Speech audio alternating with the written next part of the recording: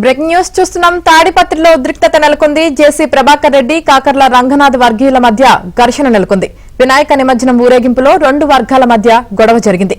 ఈ క్రమంలో ఇరు వర్గాలు రాళ్లు రువ్వుకున్నారు.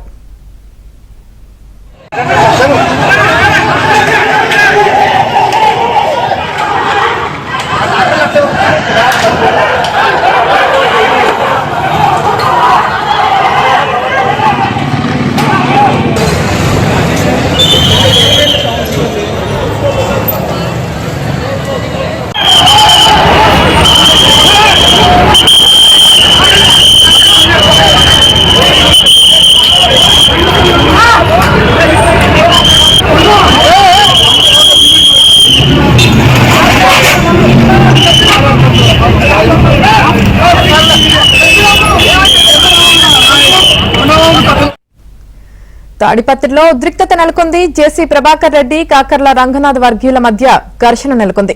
వినాయక నిమజ్జనం ఊరేగింపులో రెండు వర్గాల మధ్య గొడవ జరిగింది. ఈ క్రమంలో ఇరు వర్గాలు రాళ్లు రువ్వుకున్నారు.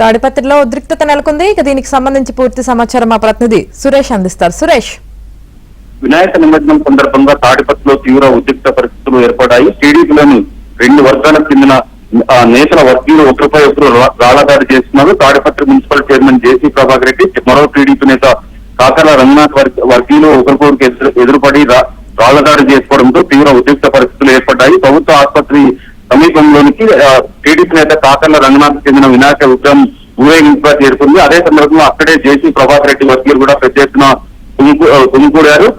రామచంద్ర లాట్ సమీపం వద్దకు చేరుకోగానే పెద్ద ఎత్తున జేసీ వర్గీయులు టీడీపీ నేత కాకర్ల రంగనాథ్ వర్గీయుల మధ్య తీవ్రస్థాయిలో వాగ్వాదం ఏర్పడింది. ఇదే సందర్భంలో మున్సిపల్ చైర్మన్ జేసీ ప్రభాకర్ రెడ్డి, టీడీపీ నేత కాకర్ల రంగనాథ్ కూడా ఒకరికొకరు ఎదురుపడి గట్టిగా అరవడంతో కూడా ఇరు వర్గాలకు చెందిన కార్యకర్తలు కూడా రాళ్లదాడి చేస్తున్నారు. ఇరు వర్గాలకు చెందిన కార్యకర్తల మధ్య పెద్ద ఎత్తున తోపులాట జరగడంతో తీవ్ర ఉద్రిక్త పరిస్థితులు ఏర్పడ్డాయి. టీడీపీ నేత కాకర్ల రంగనాథ్ చెందిన వినాయక విగ్రహం తరలిస్తున్న లారీ పైన కూడా రాళ్లదాడి చేశారు. దీంతో అద్దాలు కూడా పగిలిపోయిన పరిస్థితి ఏర్పడింది.